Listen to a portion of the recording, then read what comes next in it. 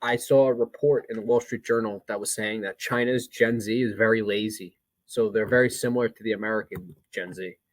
And the quote was that they don't want to work hard.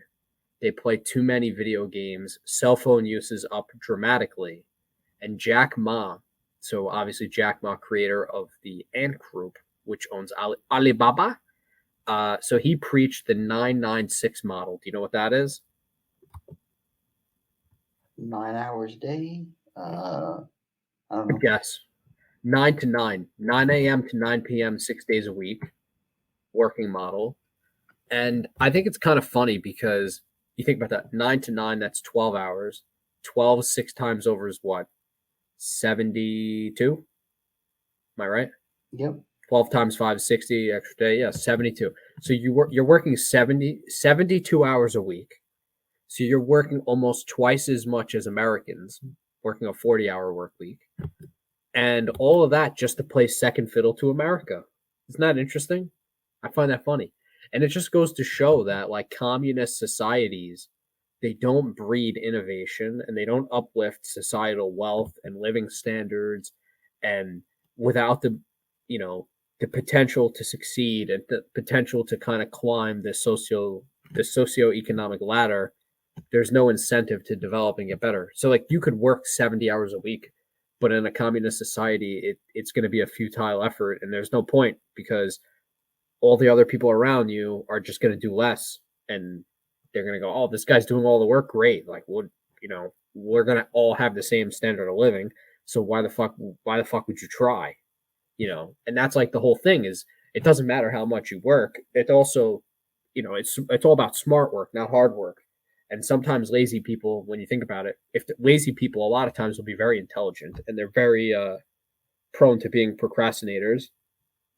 We look at like the works of Leonardo da Vinci. Like da Vinci was a genius. Like he had designs for helicopters hundreds of years ago, but he like never followed up on a bunch of his designs. Like he just had these designs and he was like, yeah, I guess this is pretty cool or whatever. And then he just left it as is. And he was like a notorious procrastinator, but he also was very bright.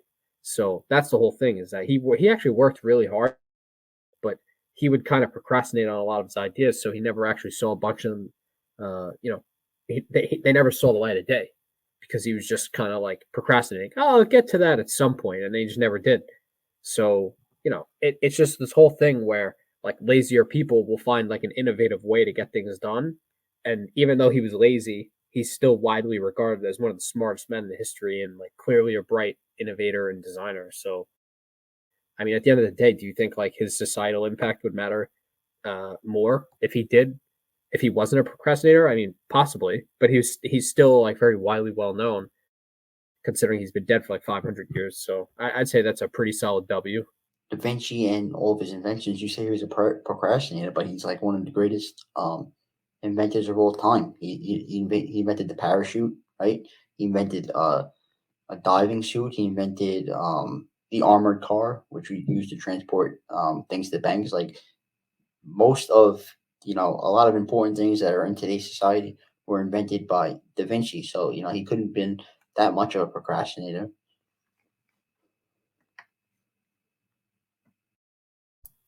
Yeah, but apparently he was a procrastinator because he had hundreds of designs that were unfinished, and like he just never got around to finishing them up, or like he didn't care to finish them up.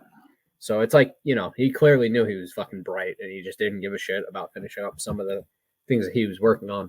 But I just find it funny because it really just shows like freedom and capitalism are clearly like the best. That's like the best combination of a system, because it clearly like capitalism, the way it's set up is like if you figure out a way to add value to people's lives, like that's how you make money.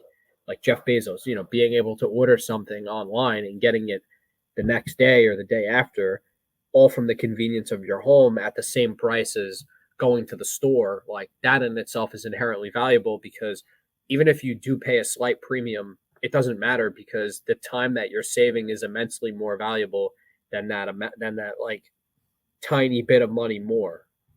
So, like that's where something like Amazon Prime comes in because it's so good that you can have shit delivered to you in a day or two. And really, it's like, you pay the $120 or whatever it is every year. And if you order like one thing that weighs a lot, it'll get to you so quickly, and you're like, "Oh, this is fucking awesome!" And it really is such a great thing. So, uh, just like this whole idea that like you could build a company or like build a product, and then people will go out and buy it, and it's something that benefits society, and then in return you're able to like get a very well established and comfortable financial situation where then you could really kind of get into some cool shit where like maybe you're helping other people out in the form of like venture capital, or you're mentoring people, or you know you're just like helping other entrepreneurs like create systems, or like maybe you're helping with their like thought process and product testing, and it's just like that's how society should, like all societies should be. They should be open to like the sharing of ideas and innovation, and it just makes for a more productive society. And you really like can't thrive when you have these totalitarian regimes in place, kind of running the show, controlling production, controlling output, because there's no incentive to succeed within those systems. So it just goes to show that working 72 hours a week under a repressive regime is not going to do much, because like China is not going to beat the US in terms of innovation. What they do right sometimes is like they just figure out a way to steal our fucking tech. That's where they attempt to beat us, and even then they steal the tech, and it's still not as good as like what we can create. And I would say even technologically, in terms of some of the companies founded here, we're easily 5 or 10 years fucking ahead of them, because we're the ones creating all the shit.